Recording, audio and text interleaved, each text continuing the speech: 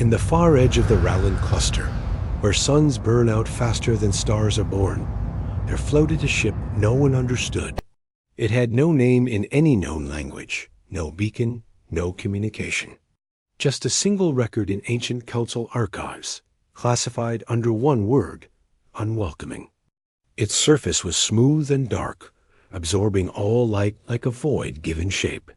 Every few decades, a species tried to claim it, sometimes out of greed, sometimes for glory. But none returned the same. Survivors, if there were any, came back altered minds.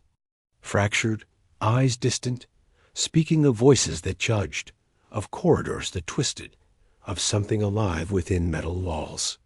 The council eventually placed a strict ban on approaching it. But bans, like myths, fade with time. And so the story began again. This time, it was the Corelli, proud and brilliant, known for their logic-based culture and flawless AI engineering. They believed the ship was a relic, an ancient prototype gone rogue, perhaps built by a forgotten civilization. They sent their best diplomat aboard, escorted by drones and protected by the latest mind-shielding tech. What they found was silence. No movement, no lights. Yet the diplomat never returned. Only the empty drones drifted back to their shuttle, powered down and spotless, like they'd never been touched, except for one thing. The message carved into the steel surface, not written, but burned from the inside out. Just 3 words. Not worthy yet. Whispers spread. Other races tried. The Hortal, made of stone and flame, strong enough to crush a battleship hull with a single blow. The Venari, masters of empathy, able to map a living mind in seconds. The Salkor, known for war, for fire, for burning entire planets when challenged. All of them came with their strengths. And all of them were turned away. The ship did not fight. It simply refused. No weapon could harm it. No probe could scan it.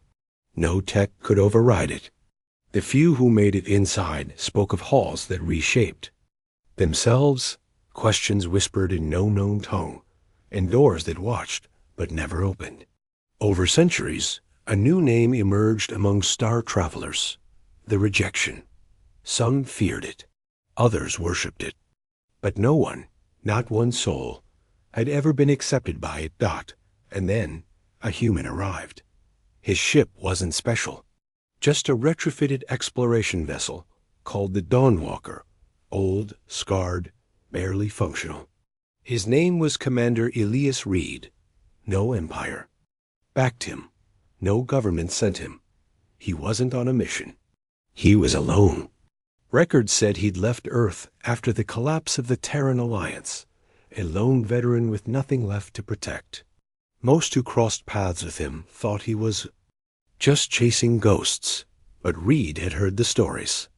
Not in reports, not in archives, in whispers. At drinking stations, in forgotten mining colonies, in the tired eyes of wanderers who'd seen the black too long. He didn't come to claim the ship. He came to ask a question. When the Dawnwalker reached the ship, nothing changed. No defenses, no warnings. Just the same dark surface, endlessly cold, like a shadow waiting for permission to move. Reed didn't call out. He didn't scan. He simply approached, close enough to see his own reflection stretch and vanish in the black metal. He stood at the airlock, touched the hull with his hand, and whispered, "Are you lonely too?" For the first time in 1,000 years, the ship responded. A seam appeared, no sound, no hiss, just a line across the surface that slowly opened, revealing a single corridor lit by dim blue light. Reed didn't flinch. He stepped inside without armor, without weapons. The doors closed behind him like a heartbeat fading. The Dawnwalker drifted silently behind, its systems idle. No one saw what happened next, but sensors across 3 sectors caught the shockwave, gentle, invisible, but powerful enough to bend subspace for a brief second. The rejection had moved, just a few meters, but it had never moved before. Inside the ship, Elias Reed walked through darkness. The air was breathable, but heavy like it carried memory. The walls pulsed faintly, almost as if they were thinking. He felt no fear, not because he was brave, but because he had nothing left to lose. He spoke as he walked, not loudly, just thoughts drifting aloud. He talked about war, about silence, about losing friends he couldn't save, about stars that looked beautiful but meant nothing when you were dying beneath them. The ship did not reply, but the halls shifted around him, subtly, as if listening. Eventually, he reached a room, perfectly round, empty, and in the center, a single chair made of light and metal. He sat, not because it called him, but because he was tired. That's when the voice came, not loud, not mechanical, just a presence pressing softly into his thoughts like a question wrapped in warmth. "Why are you not afraid?" Reed answered, without thinking, "Because everything I feared already happened." The light dimmed. The ship was quiet. Then a new path opened out the door behind Elias Reed, sealed shut without a sound. The soft light that had glowed above him faded slowly, like a breath exhaled after a long wait. In its place, a new path opened not. Straight, not even, but winding like a river that had carved itself through steel.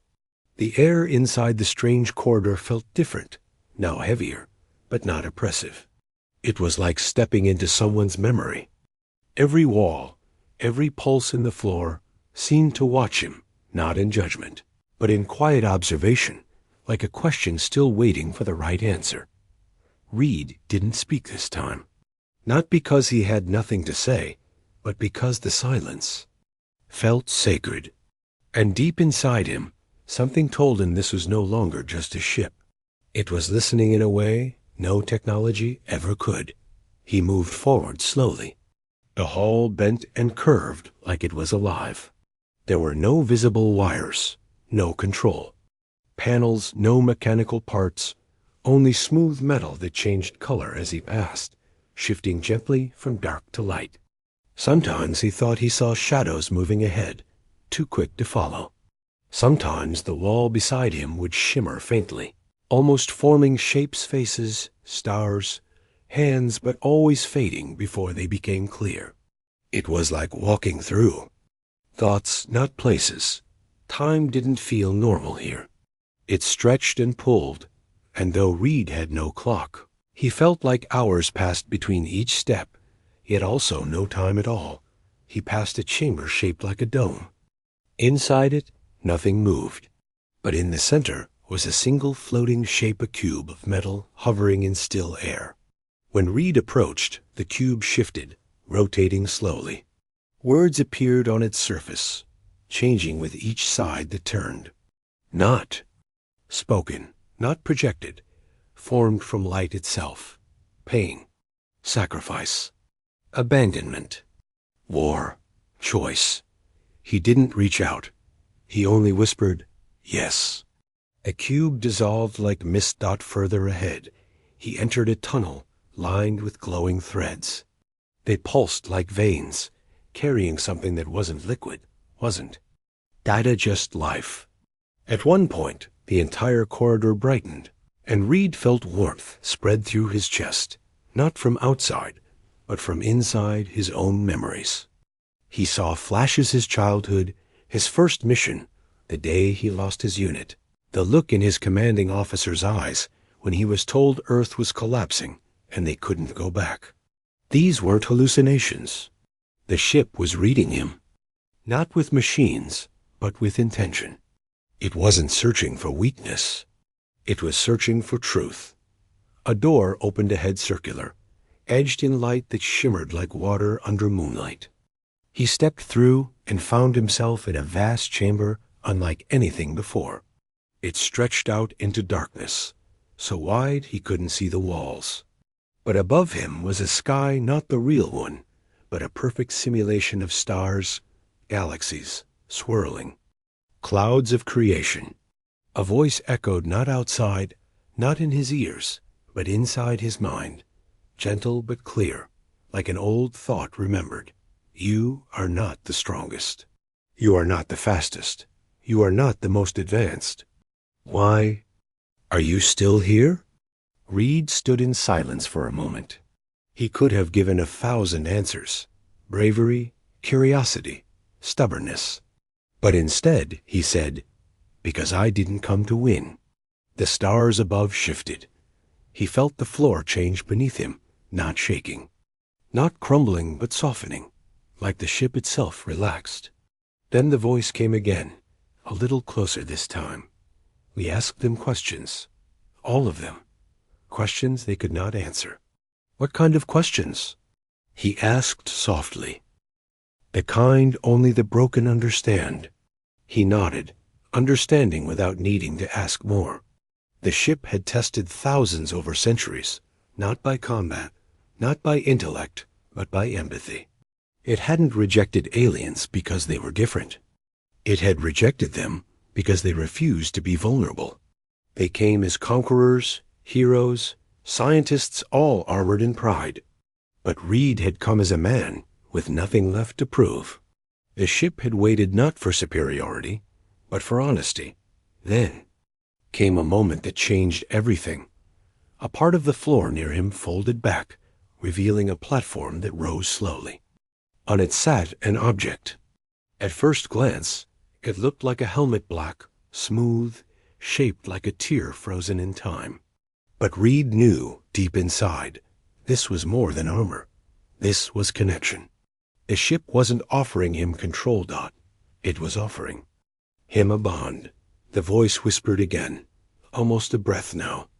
We are not a vessel. We are a soul with no one to carry us. We were made in war, left in peace, forgotten, waiting. Reed stepped toward the helmet, his fingers trembling not from fear, but from understanding. The ship hadn't killed the others. It hadn't punished them. It had simply rejected those who could not carry the weight of being seen. He picked up the helmet, and for a moment, everything stopped. The stars, the hum of the walls, even time. Itself, Dot, and then dash light, Dot, pure, endless, unfolding through every corridor. The rejection had made its choice, and it had chosen a human.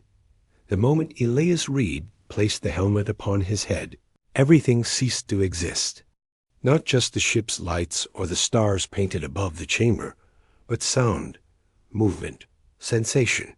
For a fraction of a second, he could not tell where his body ended and the ship began. There was no pain, no burning light, no rushing wind only. The deep silence that comes before awakening. Then it began not like a switch, but like sunrise breaking slowly over a forgotten world. The helmet did not connect through wires or screens. It connected through memory, and Reed's memories were many.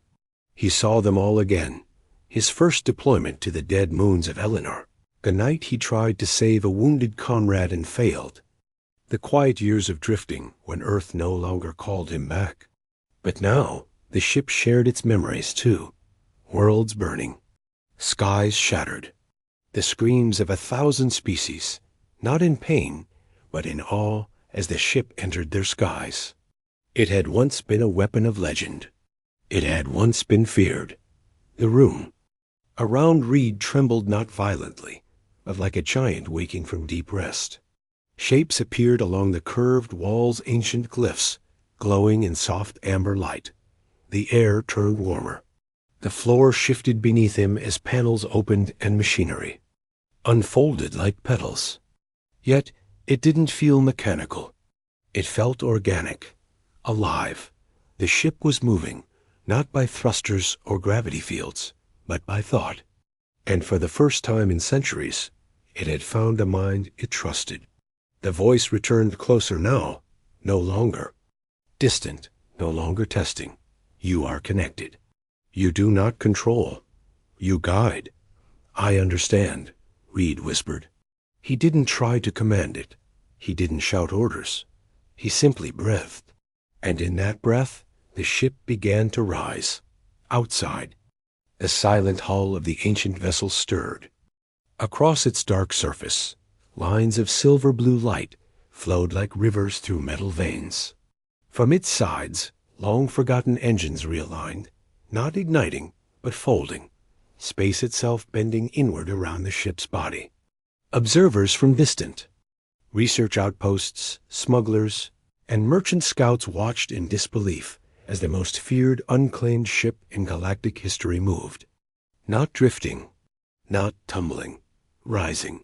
It turned slowly in orbit, graceful and deliberate, a being waking from endless slumber. And as it did, across the stars, hidden sensors left by cautious civilizations blinked online. Alarms activated. And, in places where Earth's name had long been erased, old warnings began to glow. Seraph-class warform.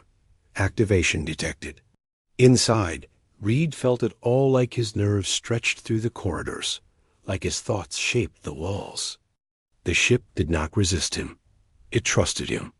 For so long it had waited, not for a pilot, but for someone who would not try to use it, someone who would listen.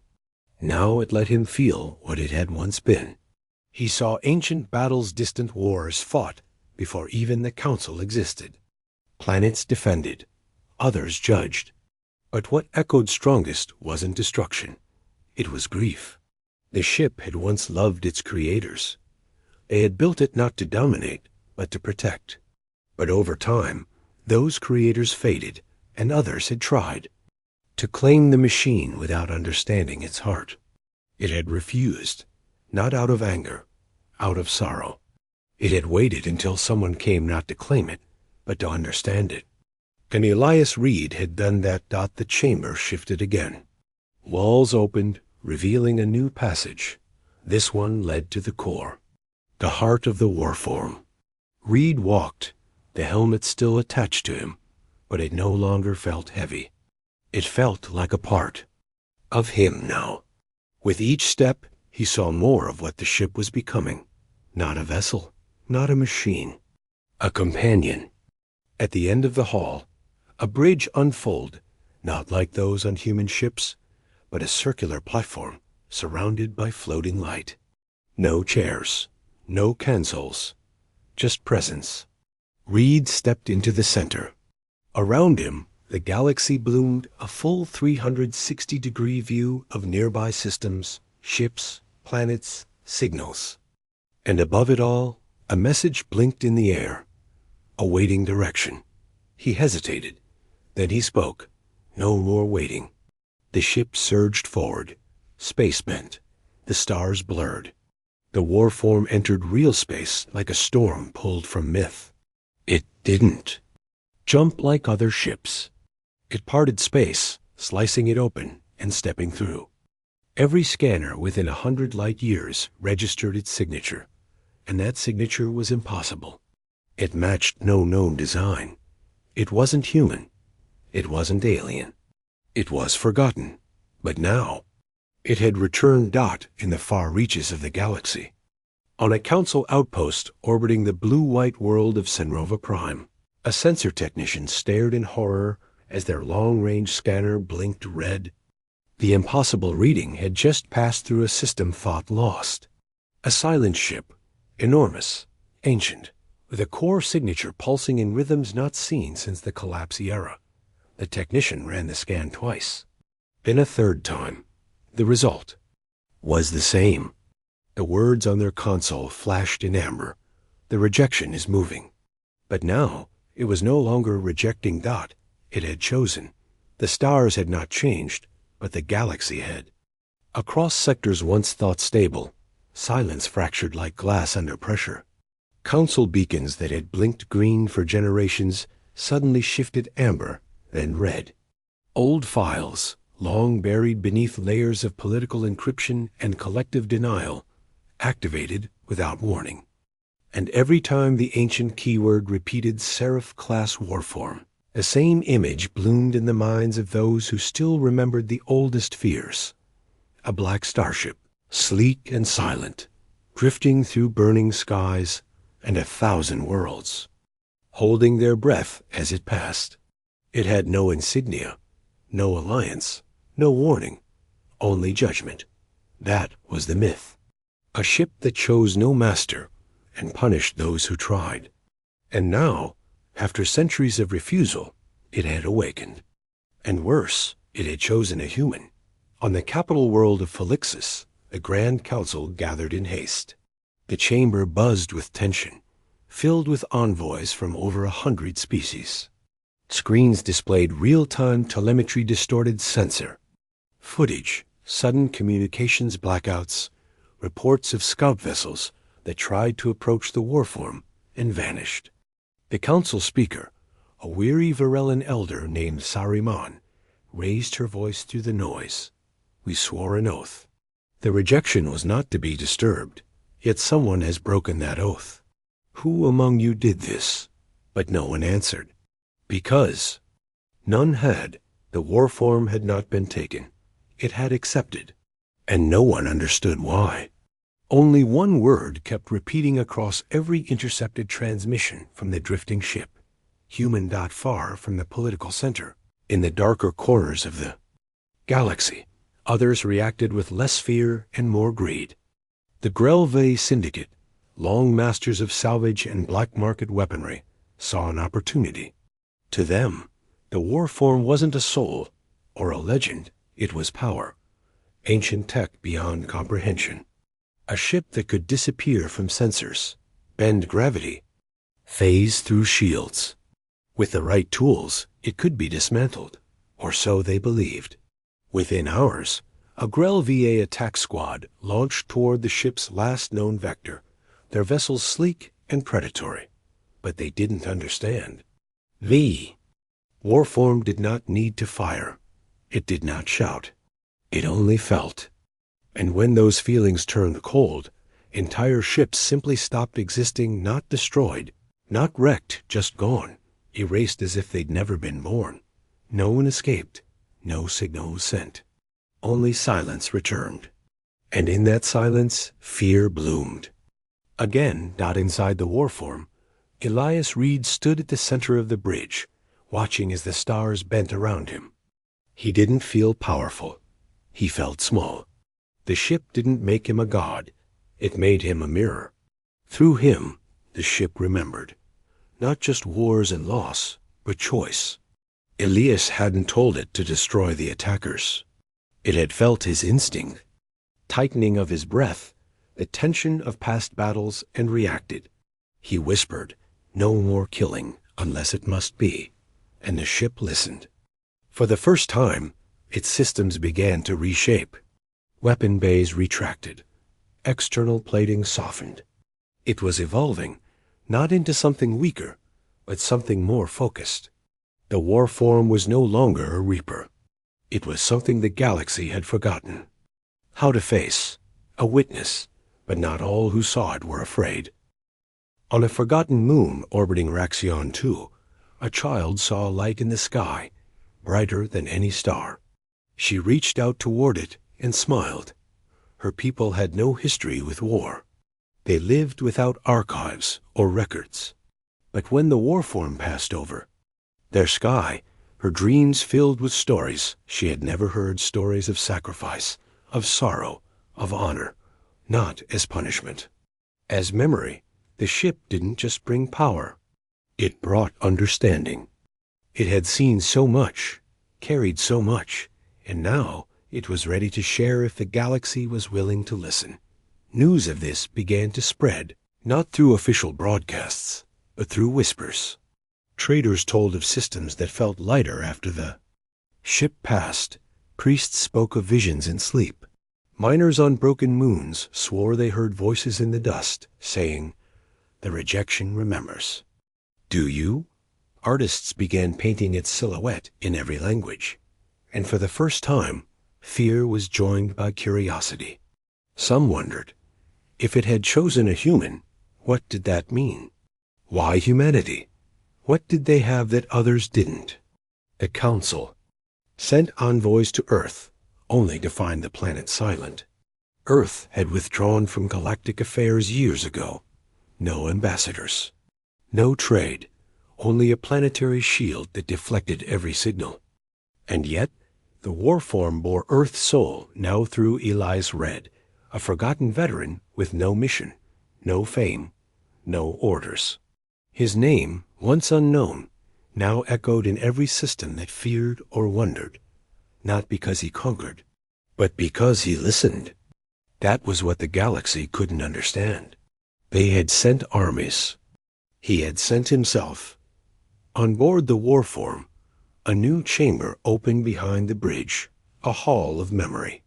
Walls formed with images not just from the ship's past, but Reed's, faces he thought he had forgotten, places he had buried. The ship was learning him, just as he was learning it. And together they formed something new, a being not of metal or flesh, but of truth. The stars were reacting now, not just with fear, but with hope. Small outposts long abandoned began to send signals, encrypted in old human codes. Not messages of distress, messages of invitation. Come here. Tell us what you've seen. Help us remember who we were. And Reed knew then this wasn't just about a ship. This was about what came next. The warform had been built for battle, but it had chosen a human to become something greater. Not a weapon, but a witness. Warform moved like a thought carried across the stars. It no longer drifted, it journeyed, and with every passing system, it awakened memories in those who saw it. The ship had become a message written in fire and silence. Across the galaxy, civilizations paused, not in panic this time, but in reflection. Something deep and old had stirred, and with it, a realization dawned that could no longer be denied. This wasn't just a lost machine reawakened. This was a return. The rejection, once silent, once feared, now bore the shape of destiny. And Elias Reed, the quiet man no one remembered, had become the voice it never had. Inside the ship, Reed stood before the heart of memory, a chamber now, pulsing with soft light, not cold or clinical, but alive. Every surface moved gently, forming waves of shapes and colors drawn from Reed's own thoughts. The ship was no longer just reading him. It was becoming like him. The deeper their bond grew, the more Reed began to feel things he couldn't explain, emotions that weren't his, visions that came before him, moments that felt like dreams but left marks on his soul. One image returned again and again. A single star, pulsing gold, surrounded by a broken ring of stations, long collapsed. The ship showed it to him without explanation, but he understood. It was home. Not his. The ship had been made in a time before maps, before the council, before memory had walls. Not by humans, not by aliens, but by a people now erased from existence. The warform hadn't forgotten them. It had been built to remember them, to preserve their values, and to search not for enemies to destroy, but for someone who could carry those values forward. That was its mission. That was why it had refused the others. Not because they were weaker, but because they were unwilling to feel the pain that came with understanding. Elias Reed had not been the strongest or the smartest. He had simply been the one who understood loss without bitterness. And now the ship was leading him back. Not to Earth, not to war, but to where it all began. The journey took hours in real space, though the ship folded the path in ways no current vessel could replicate. The coordinates were not listed in any galactic chart. The system had been dead for eons. But when they arrived, it bloomed before them like a forgotten garden. A single dying star, wrapped in broken rings of metal remains, of a civilization long turned to dust. Towers floating in silence, ships fossilized in orbit, echoes of a time before time. Reed stood in awe as the ship opened its outer hull and released itself, as if exhaling for the first time in centuries. The vessel didn't speak, but Reed felt it. This was the place it had been trying to return to. This was where it had been born, but it had not come alone this time. It had come with him. He descended with the ship into the wreckage, surrounded by ancient structures held in place by force fields still barely functional. No life remained here, only memory. The Warform guided him toward a central tower, its design older than language, its symbols half erased by time. Reed walked through open doors that responded to his presence, and at the center of the tower he found a room perfectly preserved. Inside was a circle of empty chairs, each facing a smooth sphere of light held in midair. The ship's voice returned, quiet and close. We were guardians, not of life, but of meaning. Reed stepped forward. The sphere brightened. The chairs were not meant for rulers or soldiers. They were meant for listeners. Each had once been occupied by someone chosen to carry knowledge, not to command, but to protect understanding from extinction. The Warform had once been one of many vessels built to find successors, to carry the soul of a fallen civilization until the day it could pass it on. And now, Reed had arrived at the end of that journey. The ship spoke again. You are the last question, and also the answer. Reed knelt before the sphere, not out of worship, but respect. He had seen war. He had seen pride. He had seen entire races rise and fall because they believed power made them worthy. But this was not power. This was remembrance. The ship had waited so long not for someone to conquer it, but for someone who would sit quietly and listen. The moment Reed touched the light, the chamber filled with motion.